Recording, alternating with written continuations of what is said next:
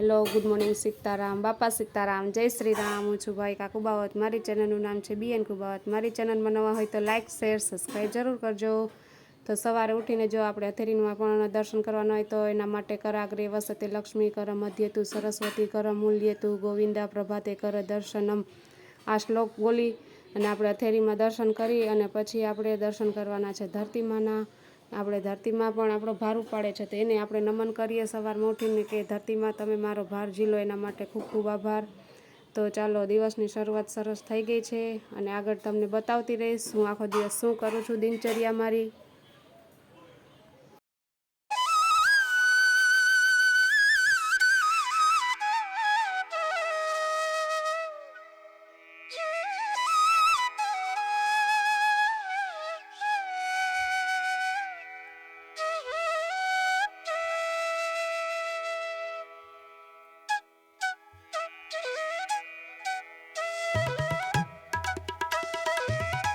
હાલો, જો દર્શન કરી આવી અને પાણી ગરમ લઈ લીધું છે અને અડધી પોણી કલાક થઈ ગઈ છે અને અત્યારે મેં લીધું છે દાડમ. આજે દાડમ એક લઈ લીધું છે, એ નાસ્તામાં લઈશ અને આગળ પછી સિયાસીડનું જે પાણી બનાવવાનું છે રૂટીન એ જ કરવાનું છે. જેનિસ ઉઠી ગયો છે, હવે જેનિસને નાસ્તો ને એવું કરી દઈએ અને પછી થોડુંક રૂટીનનું જે ઘરનું કામ હોય એ કરી લઈ, કપડાં ને પોતા ને એવું બધું. અને પછી સ્કૂલે જવાનું એટલે એની તૈયારી કરવાની હોય એટલે બધું આખો દિવસ આપણો એમાં ને મારી જો જેનિસ આવી ગયો. હલો જેનિસ, સીતારામ. સીતારામ, બાપા સીતારામ. બાપા સીતારામ, જય શ્રી રામ. હાલો, જો જેનિસભાઈ ને સવારનું ગુડ મોર્નિંગ થઈ ગયું છે. કા જેનિસ? હવે એને નાસ્તો કરી દઈ એટલે જે બનાવવું હશે એ બનાવી દઈશ અને પછી આ જે દાડમ છે પેલા હું કમ્પ્લીટ કરી દઉં અને પછી એને નાસ્તો કરી દઈશ. અને અડધી કલાક પછી આપણે સિયાસીડનું કે પાણી લેવાનું હોય નોર્મલ. તમારે સિયાસીડ ન હોય તો હાલશે, નોર્મલ પાણી લેતા રહેજો. દિવસ દરમિયાન આખો દિવસ પાણીનું વધારે જોર રાખવાનું છે એ હું તમને કહેતી જ રહું છું, આગળ પણ કહેતી રહીશ.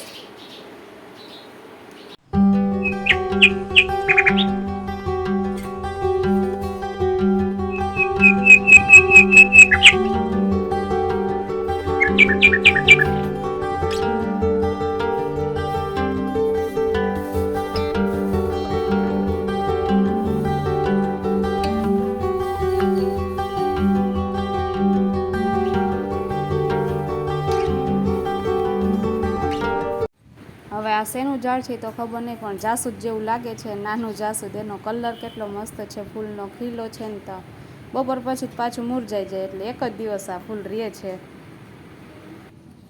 મંદિરે દર્શન કરીને આવી ત્યારે મમ્મીએ જો અહીંયા ઘરે પણ પૂજા કરી લીધી. મસ્ત એવું સરસ લાગે ને ફૂલથી શરીર ઘાડેલું છે તે દીવાબત્તી કરીને હજી જો એ ફ્રી થયા જ છે તો મેં કીધું લાવો આજે ઘરના મંદિરના પણ દર્શન કરાવી દઉં તમને બધાને. કેવું લાગે જરૂરથી કહેજો. આ અમારા કુળદેવી છે અને રામ ભગવાનનો પણ ફોટો છે.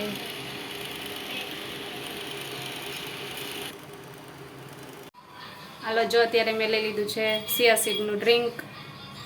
અત્યારે વાગ્યા છે 10:30 ને અત્યારે કામ થોડુંક કર્યું અને થોડુંક આ લઈ લઉં પાણી. પછી પાછું આપણે રૂટીનમાં જે કામ હોય એ કરી લઈશું. આગળ શું લેશે તમને બતાવતી રહીશ. જો બપોરનું જમવાનું લઈ લીધું, કાકડી, ડુંગળી અને બાફેલા મગ છે, દહીં છે, બસ આટલી વસ્તુ હું લઈ લીધી છે. અત્યારે હું આજ લઈશ બપોરે. મારું રૂટીન જ આ છે. આ તો કંઈક વેરિએશન તમારા માટે લઈ આવું છું, નકર હું તો રોજ આ જ લઉં છું. મને આ ભાવે છે, આનાથી ફેર પણ છે એટલે હું બપોરે લંચમાં આ જ લઉં છું. હાલો, તો જમી લઈ અત્યારે હું. હાલો, જો અત્યારે છે ને 5 વાગ્યા છે. 5ની માથે થોડુંક થયું ને જેનિસને તેડી આવી અને મગનું પાણી પણ લઈ લીધું છે એકવાર. અને કાજુ અને બદામ મુઠ્ઠી થોડા લીધા છે, આટલા જ વાટકામાં જો એ અત્યારે લઈ લઉં. અને પછી આપણે સાંજે જમવાનું લેવાનું હોય, જમવાનું ગમે તે પણ શાક લેવાનું. રોટલો રોજ રોટલો અને મગ એ આપણા ડાયટમાં રોજ સામેલ કરવાનું જ છે. અને મગનું પાણી પણ સારામાં સારું છે. મગનું પાણી પીવાથી ઘણું ફેર પડશે. આપણે ક્યારેક બીમાર પડતા હોય તો ડૉક્ટર એમ કહેતા હોય કે મગ અને મગનું પાણી પીવો, એનાથી સેહત સારી રહે. તો આપણે શું કામને ન લઈ શકીએ? અને સારામાં સારું ઓપ્શન છે મગ. આપણે જે છે મેન છે એ મગ છે. મગથી જ આપણે વજન ઉતારવાનો છે. અને સિઝનલ ફ્રૂટ તમે લઈ શકો. અત્યારે મેં કાજુ અને બદામ લઈ લીધા છે મુઠ્ઠી મુઠ્ઠી, અને એની જગ્યાએ 2-3 પેસી ખજૂરની છે કે પછી દારિયા છે, કોઈ પણ વસ્તુ તમે લઈ શકો. એમ કે તમને એમ થાય કે આજે આ મારે ખાવું છે તો તમે લઈ લ્યો. ખાવાનું પણ હેલ્ધી ખાવાનું, ભૂખ્યું નથી રહેવાનું. ભૂખ્યું રહેવાથી નહીં પણ તમને વજન ઘટવાની બદલે વધશે, કારણ કે તમે ભૂખા રહેશો તો સાંજે તમારે વધુ જમાઈ જશે અને પછી તમારું વેટ લોસની બદલે ગેઇન થવાનું છે. તો અત્યારે આ કમ્પ્લીટ કરી લો, પછી સાંજે જમવાનું લેશું એ તમને બતાવતી રહીશ. હાલો, સાંજે જો અત્યારે જ મોડા જમવા બેઠા છે, 8:30 વાગશે હમણાં, અને જમવા બેસી ગયા છે. આજે છે ભીંડાનું શાક ને રોટલી ને 2 જાતના તો શાક છે ભીંડાના, ભરેલું છે ને કટકી ભીંડાનું છે. જેનિસ માટે સ્પેશિયલ છે કા જેનિસ? હાલો જો તમને બતાવું. જો કટકી ભીંડાનું શાક મેં લીધું છે, કાકડી છે, ડુંગળી અને અડધો રોટલો અને છાશ. ને જેનિસે જો કટકી ભીંડાનું શાક ખાય છે.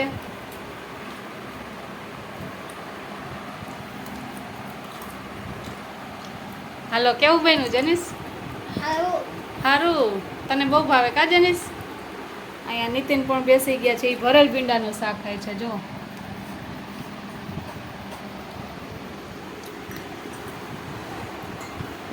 અહીંયા બા બેઠા છે, અહીંયા માહી બેઠી છે. હાલો માહી બેન. હાલો બા, સીતારામ કહી દો. તમને છે ને કીડીબેન સીતારામ કહે છે, એટલે સીતારામ કહી દો. હાલો બધાય જમવા. જો બધા બેસી ગયા છે જમવા. હા, એક વાત એ છે કે જે લોકો નવા જોડાણા હોય એને પણ નહીં ખબર હોય ડાયટનું, કારણ કે રૂટીન બતાવતી રહું છું, બોલીશ એમાંય ફેર પડશે, દેખાડીશ એમાંય ફેર પડશે. તો પહેલાં સવારમાં ઉઠીને તમારે ગરમ પાણી લેવાનું છે, એ પણ નવશેકું, થોડુંક હશેકું હોય ને તો હાલે.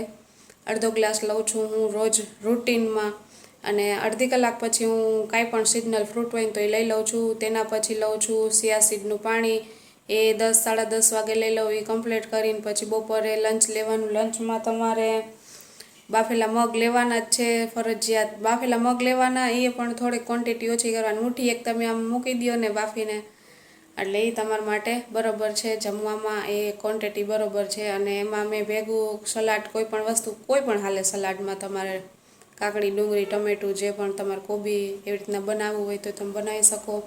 અને ભેગું લઈ લઉં છું દહીં થોડીક ઓછી માત્રામાં લેવાનું. નાની વાટકી તમે પોણી લઈ શકો.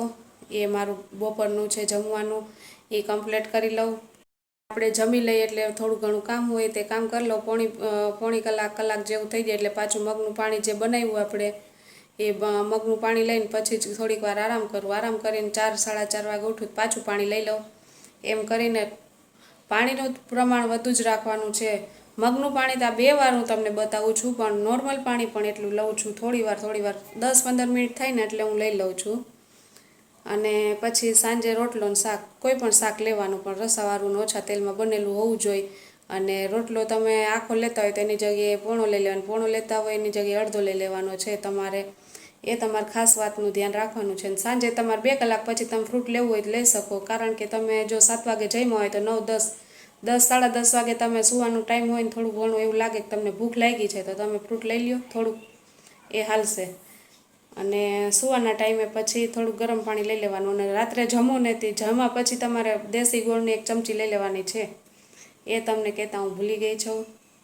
અને તેના પછી લખેલું છે નીતિન કુબાવત, એને લખ્યું છે સીતારામ તો સીતારામ. પછી લખેલું છે મામી ભાણિયાની કોમેડી, એને પણ લખેલું છે સીતારામ તો સીતારામ બેન કેમ છો તમે. પછી યુઝર આઈડી નેમ લખેલું છે બાપા સીતારામ તો બાપા Sitaram. Thank you so much, તમે બધા આટલો બધો સપોર્ટ કરો છો, કમેન્ટ કરો છો.